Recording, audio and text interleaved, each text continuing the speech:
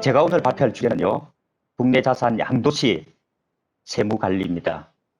국내의 자산을 가지고 계시거나 투자를 하고 계신 제 동포 여러분께 도움이 되길 기대합니다.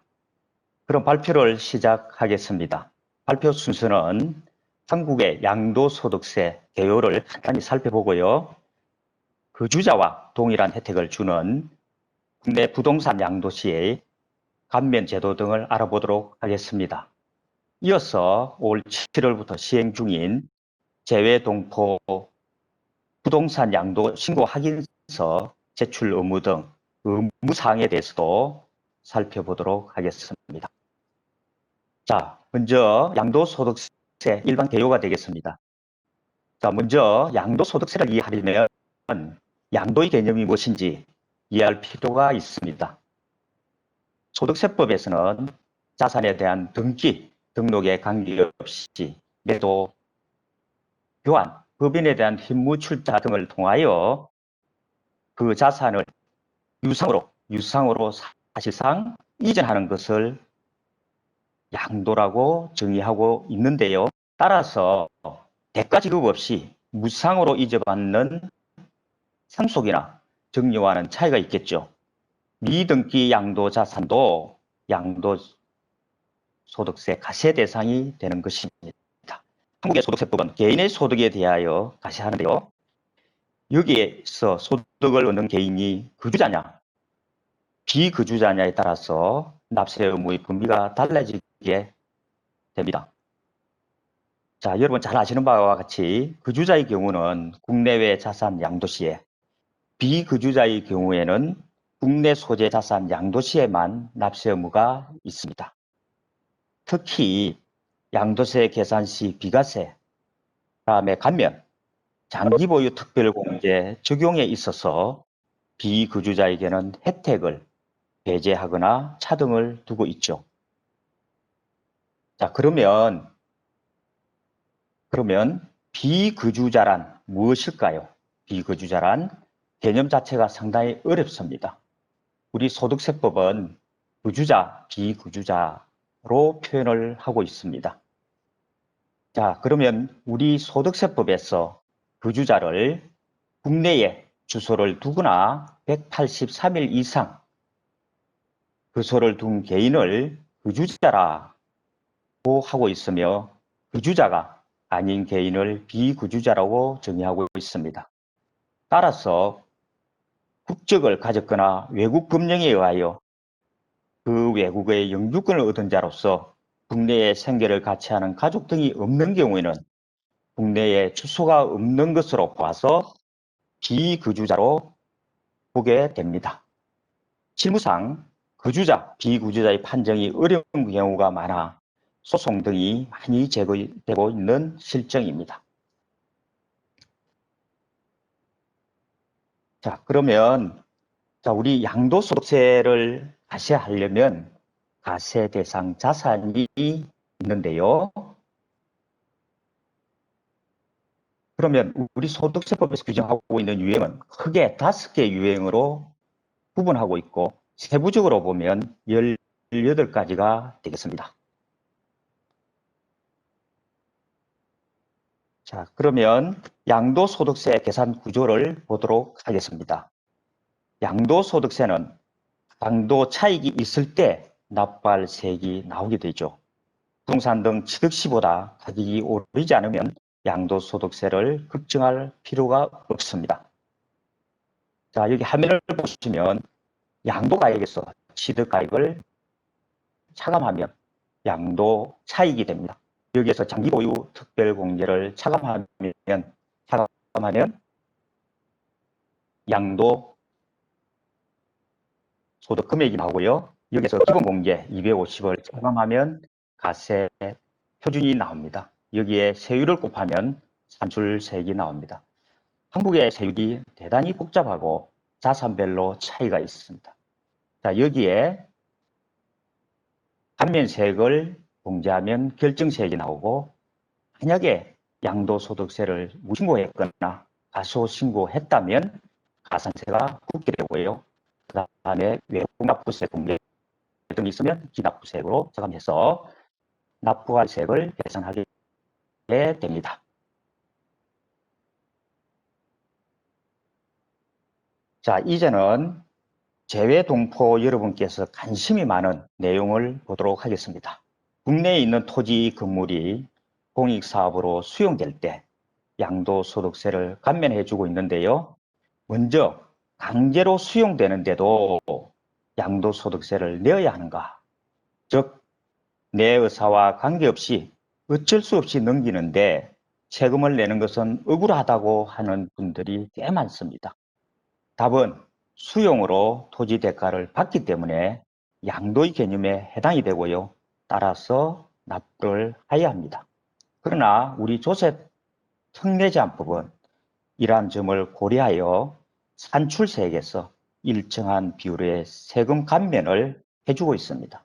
예컨대 현금 수령 시에는 산출세액의 10%를 5년 이상 만기 보유 채권을 수령할 때는 40%를 감면해주고 있습니다.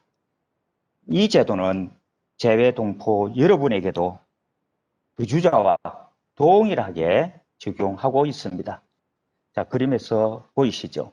거주자, 비거주자 모두 사업시행자에게 토지 등을 양도하게 되면 감면되는 구조입니다. 자, 다음으로 토지 보유 기간 중 토지 본래의 목적대로 사용되지 않을 때 중간은 비사업용 토지가 있는데요. 비거주자에게는 어떻게 적용될까요? 그동안 세법의 개정으로 내용의 변화가 있었습니다. 현 시점에서 양도를 하면 양도 차익에서 빼는 장기 특별 공제율은 거주자와 동일하게 보유기간에 따라 3년 이상의 경우에는 6%, 15년 이상인 경우는 30%를 적용해주고 있습니다.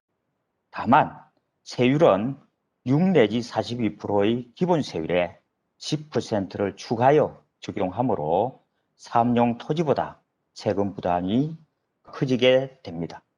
자, 그러면 100%를 감면하는 8년 이상 보유하면서 재촌작용한 농지에 대한 감면은 어떨까요? 자, 이 제도는 농지 근처에 거주하고 직접 경작을 요건으로 합니다. 해외에 계시는 재외동포분들의 소유 농지에는 사실상 적용될 수 없겠죠. 그러나 예외적으로 8년 이상 재촌작용한 분이 이민으로 출국 후 2년 이내에 양도하면 감면을 해주고 있습니다. 이외에도 장기 임대주택에 대한 양도세 가세특례제도, 미분양 주택 등에 대한 감면 제도가 있으므로 양도 시 이러한 제도의 혜택을 볼 수 있는지 따져보는 것이 매우 중요하다 하겠습니다. 다음으로 비거주자인 재동포가 투자수단으로 서울 소재 주택을 구입하여 임대 후 양도하는 경우에 국내에 한 주택밖에 없죠. 자, 이럴 때 양도가액이 9억 원을 넘지 않으면 비과세를 받을 수 있을까요? 국내 거주자는 1주택을 2년 이상 보유한 후 양도하면 비과세가 가능하지만 이민 등으로 비거주자가 된 경우에는 2010년도부터 혜택을 부여하지 않고 있습니다. 다만 해외이주법에 따른 해외이주로 세대 전원이 출국하거나 1년 이상 국외 거주를 필요로 하는 근무상 등의 형편으로 세대 전원이 출국하는 경우에는 출국일 현재 한 주택을 보유하고 출국일부터 2년 이내 양도하면 비과세가 가능하게 됩니다. 사례를 하나 보도록 하겠습니다. 현지에서 이주하는 경우가 있는데요. 비과세를 어떻게 적용하는지 알아보겠습니다. 자, 이 사례는 흔히 발생하는 사례이기도 합니다. 우리 국세청 예규에 따르면 외국 영주권을 취득한 날이 출국한 날로 보게 됩니다. 따라서 사례에서처럼 사례에서처럼 영주권 취득일이 2018년 1월부터 양도일이 2019년 7월이니까요. 2년 이내 양도를 하게 되었습니다. 따라서 이 경우에는 비과세가 가능하게 됩니다. 자, 그러면 지금부터는 부동산 등을 양도하고 양도자가 이행해야 할 사항에 대해서 살펴보겠습니다. 기본적으로 재외동포가 국내 부동산을 양도하면 이를 양수한 내국 법인과 외국 법인은 양도가액의 10%를 양도자로부터 징수하여 다음 달 10일까지 관할 세무서에 납부를 해야 합니다. 이를 양수자의 원천징수 납부 의무라고 합니다. 2006년까지는 개인이 양수하는 경우에도 원천징수 의무를 부여했는데요. 납세 협력 의무가 너무 커서 규정을 개정하게 되었습니다. 그러나 재외동포가 거주자와 동일하게 양도소득세 예정 신고 납부를 또 할 수 있습니다. 자, 이 경우에는 원천징수 당한 세액을 기납세액으로 계산하게 됩니다. 자, 이러한 사항들을 여러분들께서 잘 알고 계실 필요가 있을 것 같습니다. 자, 다음으로 꼭 아셔야 할 내용은 금년 7월 1일부터 시행 중인 재외국민 등이 국내 소재 부동산을 양도하고 소유권을 이전하는 경우 세무서장으로부터 양도세 신고가 이루어졌다는 부동산 양도신고 확인서를 등기관서의 장학에 제출하는 의무입니다. 등기를 요하는 부동산을 양도하면 소유권을 이전해주는 것은 양도자의 의무사항인데요. 재외국민 등이 양도세를 신고하지 않을 경우 등기 이전이 불가능하게 됨을 유의할 필요가 있겠습니다. 한편 재외동포분들의 불편을 해소하고자 부동산 매도용으로 인감증명서를 발급받은 경우에는 부동산 양도신고 확인서를 제출한 것으로 간주하고 있습니다. 자, 또한 여러분께서 부동산 처분대금을 살고 있는 나라로 환출하고자 할 경우입니다. 이때는 부동산 소재지 관할 세무서장에게 부동산 매각자금 확인서를 발급받아서 외국한 은행에 제출하면 되겠습니다.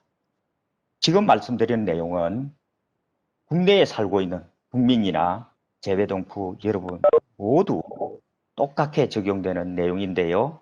부동산을 취득하고 등기를 하지 않거나 부동산 취득 및 양도 시 사실과 다른 계약서를 작성하게 되면 양도세, 비과세, 감면과 중과세율 적용 등의 매우 높은 불이익이 있게 되므로 특별히 유의할 필요가 있겠습니다.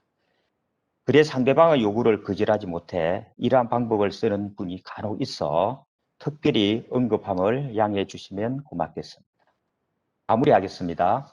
양도소득세와 관련된 내용 전체를 담고 있지는 않습니다. 시간의 제약으로 일부만 다루어 재외동포 여러분의 궁금증을 풀어드렸는지 염려가 되기도 합니다. 특히 세법의 빈번한 개정 등으로 전문가들조차 양도세 신고 시 주의에 주의를 기울여야 할 형편입니다. 한국국세청에서는 국세상담센터를 통해 납세자의 궁금증을 해결해 주고 있고 양도세 신고에 따른 신고 안내와 절차, 유의사항 등을 홈택스에 게재하여 정확한 신고가 이루어질 수 있도록 노력하고 있는데요. 반드시 양도하기 전에 국세청과 세무전문가의 도움 등을 통해 안 내어도 될 세금을 내어 억울함이 없도록 하는 것이 현명한 방법이 아닐까 생각해 봅니다. 경청해 주셔서 감사합니다.